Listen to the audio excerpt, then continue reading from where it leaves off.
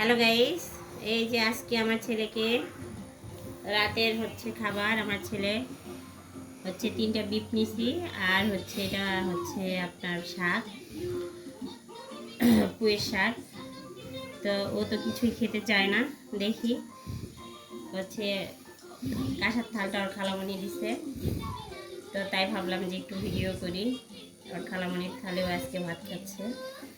তো কেমন হয়েছে ওর খালামণির এই যে প্লেটটা কাঁসার, একটু কমেন্টে বলে দেবেন।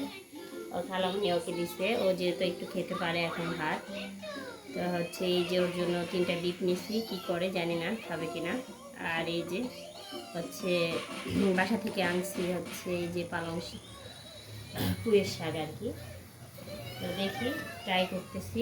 তো আমার ছেলে যে যুদ্ধ করে খেতে আসলে। বাবা আসো, দেখেন ও কিভাবে খায়। দেখেন খাবে না তো এই কি করতেছে, দেখেন